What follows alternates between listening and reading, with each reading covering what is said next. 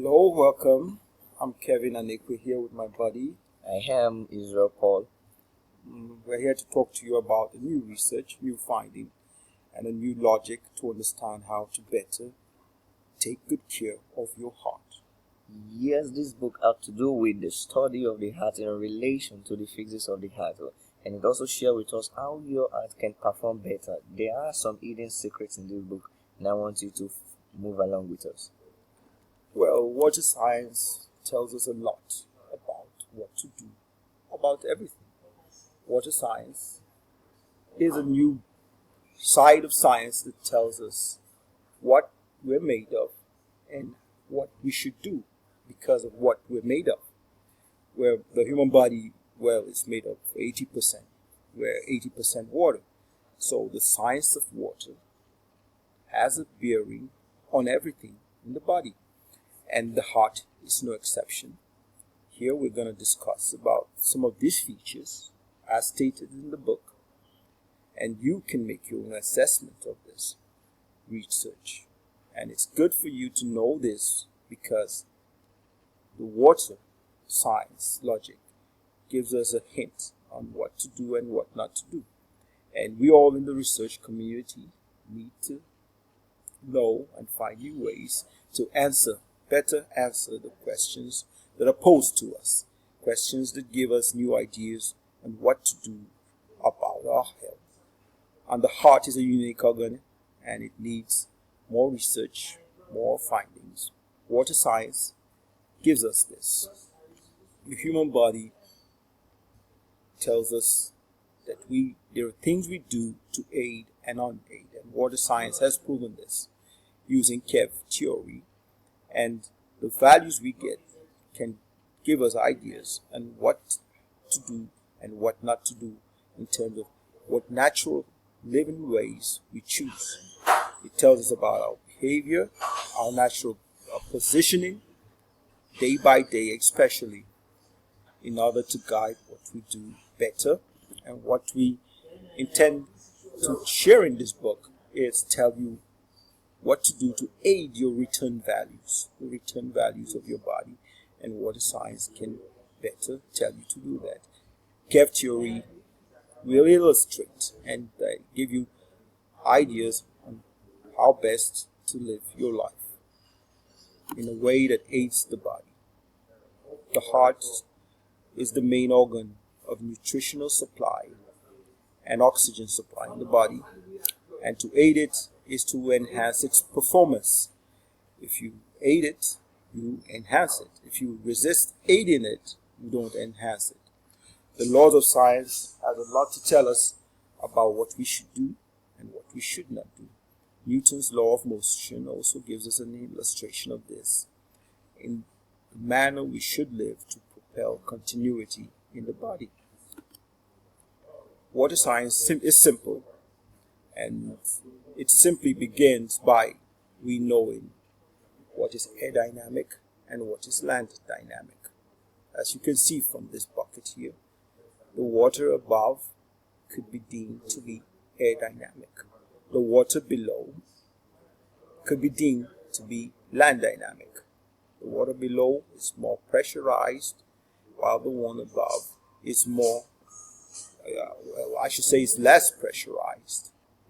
And that could mean two things. It means the water above here can aid compressive workings, such as those shown by the orator, while the one below can aid tensile forces, such as that by the vena cava, as illustrated in this diagram below. And its laws of motion of water tells us the values that are different, the values that are similar. And we take these notes knowing what best to do and how best to do them. And from this illustration, you can see why humans are right-sided. We like to lay down on the right side of the body, as shown here.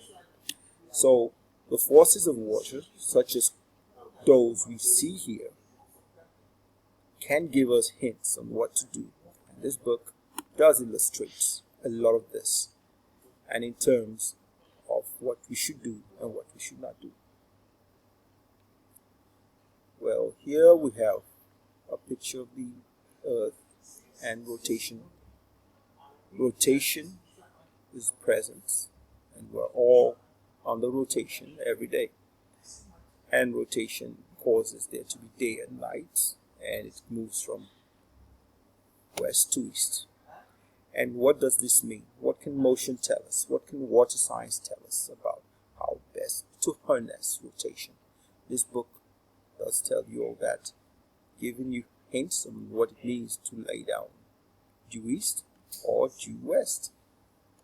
Different bearings have different manifestation, and different manifestations is left to us to harness them in a way that benefits us positively.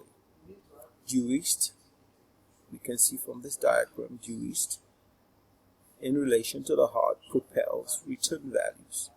The return values of the body, the blood from the vena cava moves better and faster and is propelled in this manner when we sleep due east. But that's not all there is to it. We can decide to sleep due north though, or due south, and each has its own consequences. Kep's theory tells you what these consequences are, and you can better decide what to do and what not to do, whether to propel or to resist. Propelling or resisting has different values, but we know that most heart diseases are caused by return values, so we want to propel them. We don't want to resist. To resist is not really, in the case of return disorders, a good thing. You should assist, not resist. But that's not all it is. There is to it. We can assist, but we can also enforce other force values into the body, such as Corrales' force or Bernoulli principle. And Bernoulli principle is good. I would advise we all try our best to give rigidity to the system. And rigidity comes from the northern dispensation, as seen in this diagram here. Anywhere from 45 degrees above gives you more rigidity to the system. We must also improve our earth bonding capacity. The bed resists earth bonding, and earth bonding is necessary to absorb lithium forces. The book would tell you what forces there are and how best to absorb them through earth bonding. And you need to know all this for the good. Please click on our page.